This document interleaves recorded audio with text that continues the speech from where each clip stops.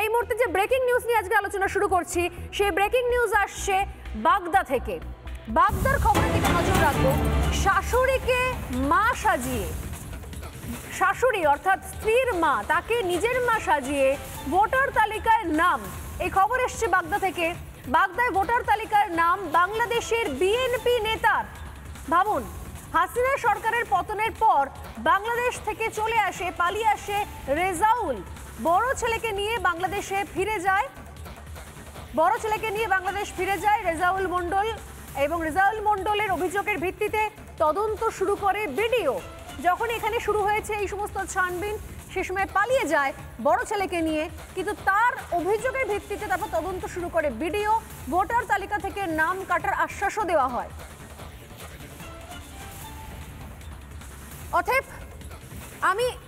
অতএব হচ্ছে এই জায়গাতে বাগদা থেকে যে বড় খবরটা আসছে, আমি সেই খবরটা আরো একবার তুলে ধরবো। শাশুড়িকে মা সাজিয়ে ভোটার তালিকায় নাম তোলা হয়েছিল, কেননা শুধুমাত্র সেখানে পালিয়ে আসার জন্য। তারপর যখন দেখেছে যে না, এখানে আর কোনো বাংলাদেশে চাপ নেই, আমরা বাংলাদেশে ফিরে যেতে পারি, এখানে থাকলে উল্টে চাপ বাড়তে পারে, সেই সময়তে বাংলাদেশে ফিরে গেছে। কিন্তু ফিরে যাওয়ার পর এখন রেজাউল তার বড় ছেলেকে নিয়ে ফিরে যাওয়ার পর বলছে যে হ্যাঁ, আমি ওখানে ওই দেশে থাকার জন্য এই অপকর্মটা করেছি। অতএব আমার শাশুড়িকে আমার মা সাজিয়ে ওখানে আমার ভোটার আইডি কার্ডের নাম আছে। এই অভিযোগের পর তারপরে বিডিও তদন্ত করতে বসে দেখে ঠিক তাই, তারপর তার নাম কাটা হয়। কিন্তু সবাই তো আর রেজাউল হবে না। এই ঘটনাগুলো ঘটছে কি করে? আমি শুরুতেই আসবো অরিন্দম বাবুর কাছে। অরিন্দম বাবু, মমতা বন্দ্যোপাধ্যায় রোহিঙ্গা চেনেন না, বাংলাদেশের এখানে ঢুকছে, এখানে ভোটার আইডি কার্ড বানাচ্ছে, তাও তিনি জানেন না। অথচ লাভলি খাতুন কে, কিভাবে তিনি 21শে জুলাইয়ের মঞ্চের পাশে থাকেন, রিল বানান, তাও কেউ জানতে পারে না। অথচ এই ঘটনা, আমি এই মুহূর্তে বাগদার যে ঘটনা দিচ্ছি, ভাবুন, এখানে একজন কনফেস করছে, স্বীকার করছেন, যদিও দেশে ফিরে গিয়ে পালিয়ে গেছে। এখন যখন আমাদের এখানে এই ভোটার তালিকা সংশোধনী শুরু হয়েছে, এখানে ধরপাকড় শুরু হয়েছে, আর এখন বাংলাদেশও তারা বুঝতে পেরেছে বিএনপি অতখানি চাপের মধ্যে নেই, পালিয়ে গিয়ে এখন সে কনফেস করছে যে হ্যাঁ, আমি ওখানে গিয়ে এইভাবে নাম তুলেছিলাম। এখন তার নাম কাটা হচ্ছে। যদি রেজাউল না জানাতেন তাহলে তো আমাদের নামটা এখনো থেকে যেত। এবং মমতা বন্দ্যোপাধ্যায় বলতেন যে ভোটার তালিকা সংশোধন করতে দেব না, একদল বুদ্ধিজীবী রাস্তা নেমে পড়তেন, কাগজ আমরা দেখাবো না। চলছেটা কি এখানে?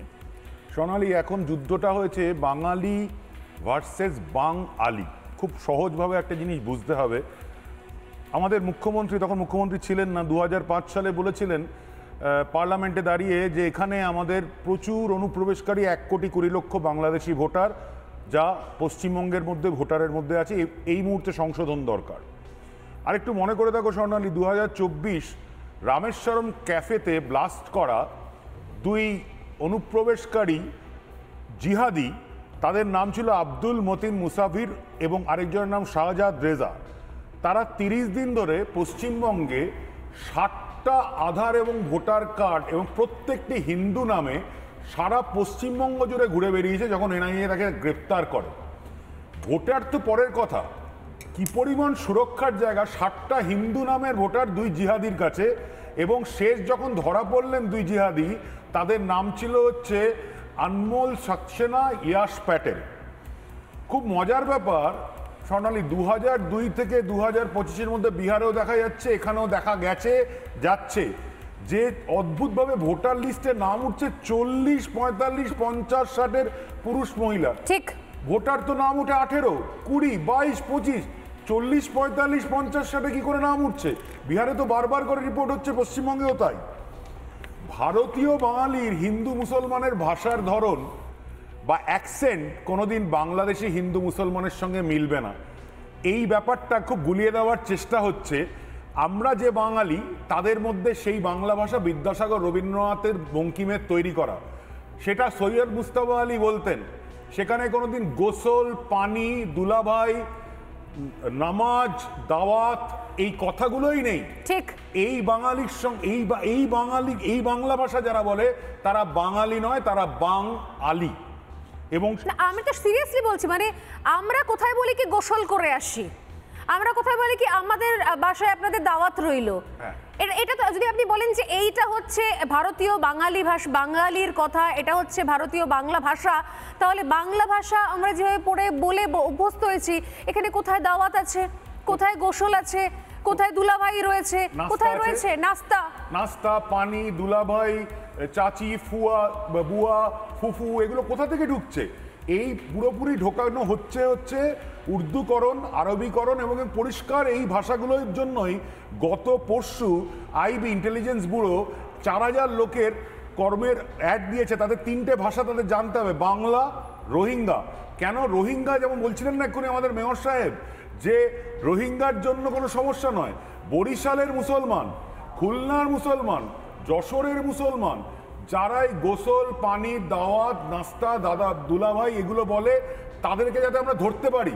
গুজরাট, মহারাষ্ট্রের লোক ধরতে পারবে না, কিন্তু আমরা ঠিক ধরতে পারি বাংলাদেশের কোন হিন্দু কথা বলছে, বাংলাদেশের কোন মুসলমান কথা বলছে, কারণ তাদের ভাষাটাই আলাদা। ঠিক যেভাবে একজন চেন্নাইয়ের তামিল ধরতে পারে শ্রীলঙ্কার তামিলের সঙ্গে তার ভাষার অ্যাকসেন্টটা কোথায়। আমি লাস্ট একটা বলেই শেষ করবো। গত 7 দিন আমি 3টে বড় শহরে গেছিলাম, বোম্বে, দিল্লি এবং চেন্নাই।